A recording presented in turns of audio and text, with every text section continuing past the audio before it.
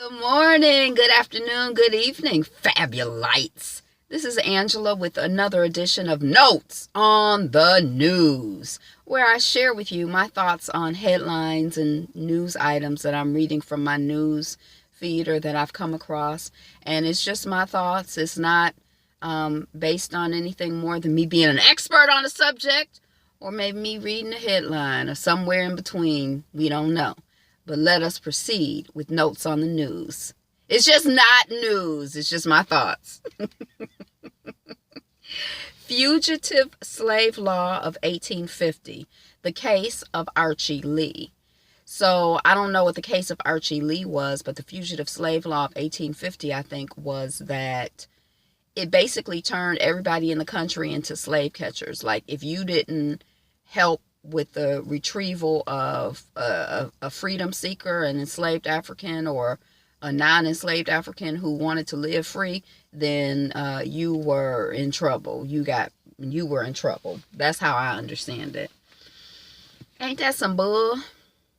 School board member resigns after calling black members darkies. Oh, that's a throwback, or maybe it's not a throwback. Maybe I haven't. That seemed like something from like the 1850s. Who called black people darkies? I guess this school board member and probably his peoples or her peoples. Mississippi school changing its name from Jefferson Davis to Barack Obama. Now, yesterday we talked about a school who changed their name from Robert E. Lee to L.E.E. And I was kind of like, that don't even seem like no change to me. This seemed like a change to me. Jefferson Davis to Barack Obama, that's a big difference. That's significant. That one I could understand. Okay. Azealia Banks tells RZA to continue sucking Russell Crowe's DICK. So I'm kind of curious about this whole Azealia Banks thing, because she seems to be someone who is dealing with some mental health issues. And I think that black folks in throughout the world are dealing with mental health issues on some level or another. On some level or another. For some of us, it's more intense than others. Some of us handle it better than others. But she definitely seemed like she got some stuff going on, right? Rohingya crisis, refugees' tale of house-by-house killings. That's something deep right there. Like, you in your house, or you know that people are going, and killing people next door and killing people, like on my block, they killing this, people killing this. That's kind of intense. And then where do you go? Because I think of my home as my refuge. So if your home is not your refuge, then where do you go? So I'm not sure what's going on with this Rohingya crisis in Myanmar, which is kind of sort of close to India or whatever. But I feel sad and I feel bad, I guess in a way, we all have to make our transition. I know I always say that. And I think that I sort of believe that when we die under tragic circumstances, what appears tragic to us on the outside looking in, that person who's making their transition may be in peace. God may have already wrapped God's arms around them. Hey, Bella. Wrap God's arms around them, and we can't experience that from the outside looking on in. But I feel sad for, the anger and the what causes someone to kill someone else. Like, I could kind of imagine in a way, sort of, kind of, if someone came into my home or came at me and they were trying to kill me and I was trying to live, and, I could see, killing someone perhaps in those circumstances, but it seemed like it would make me feel bad. Then I don't know, maybe I'd be like, I don't care, it was you or me, so your behind had to go. Or maybe I'd be like, oh my gosh, did I have to? I don't know. But just to be mad enough, angry enough, whatever enough to be, systemically going around killing people, killing person after person, or just killing a person with who, just that I don't have no, It's just, I don't know. I don't know what the context is for these people out here killing people. A California city is launching the first U.S. experiment in basic income.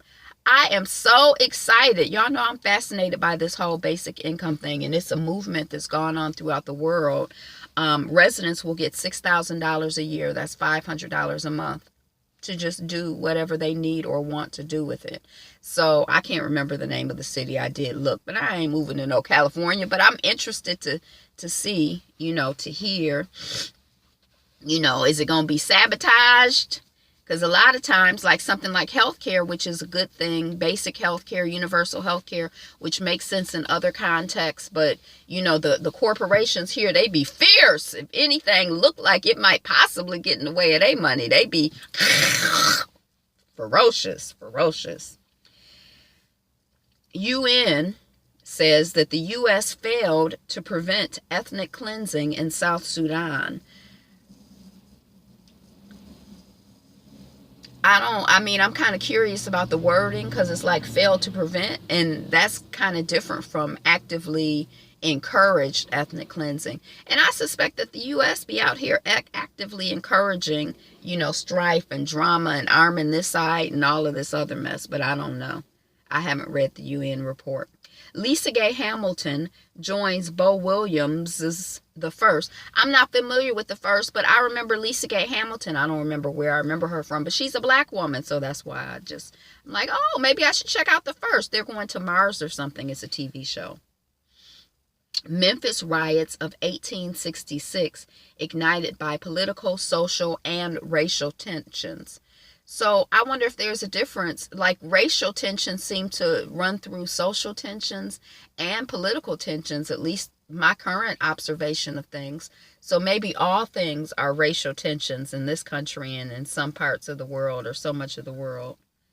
What you shaking for? You shaky? You shaky.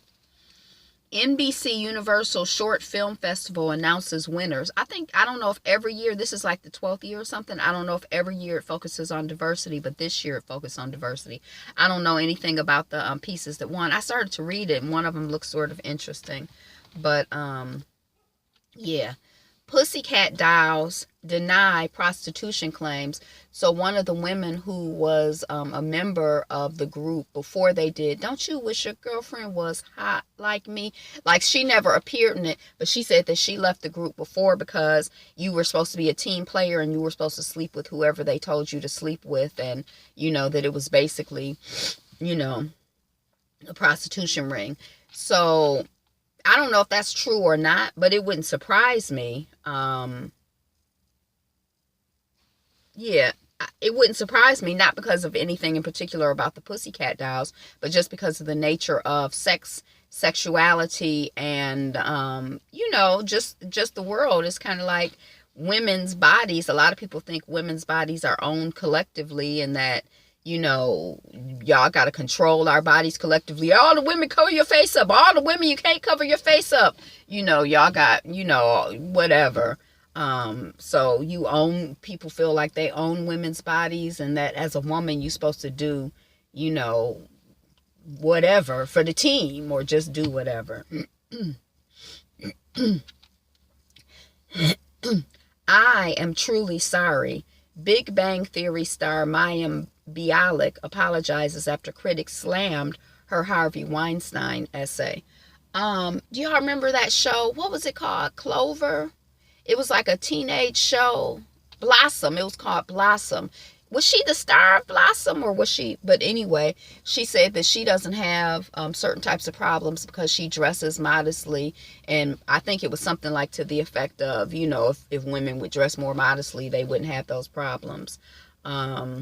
So I think that's like, I remember a couple months ago, 6-7 months ago or something, the woman who did Erykah Badu was saying that girls should wear longer skirts and they would have less trouble or whatever, and people got like all over her. So I think I don't really know how to quite articulate it, but I think that there are like two different things going on. I think that there are people who rape 4-month-old children, and there are people who rape elderly people. So I don't necessarily think that rape and abuse is necessarily about, oh my God, she was so sexy. I saw her knees and I just couldn't contain myself. I had to like rip her clothes off and have sex with her. Or, I saw those boobies and I just went crazy. But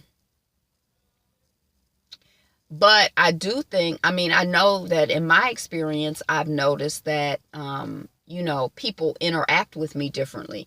So, but I think that a person who is inclined to rape someone don't care. They're in their world. It's about them. And I think that where you might have confusion is when someone sincerely is confused. Like, I remember being on college on the college campus and kind of having this conversation and realizing that sometimes you have a young woman who is engaging in sexual behavior, but she may not be comfortable talking with her partner, who's someone that she doesn't know, someone that she doesn't have a strong relationship with. She barely has a strong relationship with herself to know who she is, what she's comfortable with, what she wants, what she doesn't want. When something goes to a place where she's not comfortable, she might not feel empowered or secure enough or have the language to talk about that with someone that she barely knows. And then you have this young guy and he's kind of in the same situation. And so I think that there are some situations where, the young woman may be experiencing something and the young man is not tuned in enough to know or understand. And the young one, so I think that there can be situations where people are genuinely, sincerely, where signals get crossed. But I don't think, and so I think that there can be rapes that happen in that situation. And so I guess that someone could think, see you behaving and dressing in certain ways and think that you're interested in certain things and maybe you're not interested in certain things. I think there's a lot. Like, I think that this idea that, like, if you take a woman out and you pay for her drinks and she has to have sex with you, or you pay for whatever, she has to have sex with you, I think that's kind of ridiculous. And that's part of a culture that's like, we own women's bodies. I paid for this body with this steak dinner. No, you didn't buy her body with a steak dinner. But at the same time, I feel like there's joint responsibility. But in overall, I feel that the society is very anti-woman. So I feel that we need to do way more about educating men in society about the treatment of women than we need to do about educating women about interacting with men. And I think a lot of times women interact and behave and dress in certain ways because we're caught up in the societal idea of what's desirable and what makes us valuable, which is part of the rape culture, which is part of the patriarchal society, which is part of this anti-woman, pro-man society culture. But anyway, Nivea catches backlash over racist ad for lighter skin. So they say you use this product and you're gonna get visibly lighter skin. Go on, Angela, get that light skin, girl. Nivea, what you doing? I didn't read the article. Michelle Williams reveals she was suicidal at the height of Destiny's Child's fame, which makes sense to me. I think a lot of times we think, if someone has a lot of money, then they are happy. If someone looks a certain way, then they're happy. But happiness is an inside job. Somebody could be totally broke and totally not famous and be happy. And somebody could be like totally wealthy and president of the United States and still not be happy and be a butthole. So, I think a lot of times we have to learn to look beyond the superficial. I know you can't literally see someone's heart, but, it wouldn't surprise me if a lot of people are in distress. And then, just the pressure that they're under and the expectations and, just people not being developed enough to know what their true value is. And, somebody was talking, I was listening to a video the other day. Maybe it was, I was listening to a video the other day and they were talking about this child here with these is red bottoms, these is bloody shoes, saying on October 8th that she was not, it's not Juice. Who was it? It's not Chrissy. Saying that that this business is hard. And, the person who did the video was basically saying that, you think she at the top of the world, but she's dealing with some stuff and she's dealing with, You know, like, so you just can't tell from the outside looking in what's going on with somebody. Dang, who is that child? I like her videos too. I can't think of it. The backstory behind Larry Nassar, the doctor who's been accused of abusing Michaela Maroney and dozens of others. This has to do with Olympic athletes, girls who do flips and gymnastics, and he was like volunteering, I read in the article, to be their doctor and stuff. And one young woman has accused him of abusing her. So again, you know, this patriarchal society, this you know, I don't want to say nothing surprises me, but that doesn't surprise me. That someone in a position of power, a man in a position of power, in a position of authority, in a position of expertise, would take advantage of younger women. Twitter took a year to close a fake GOP account run by Russians.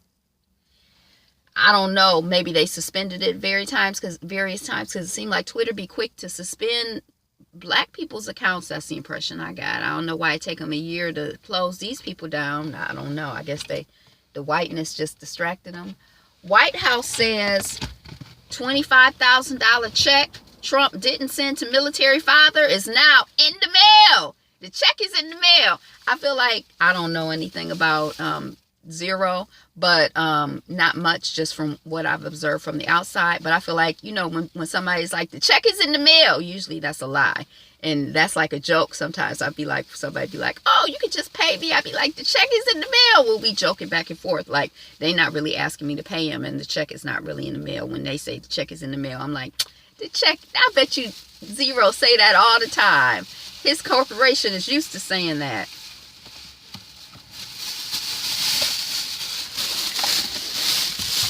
Excuse me.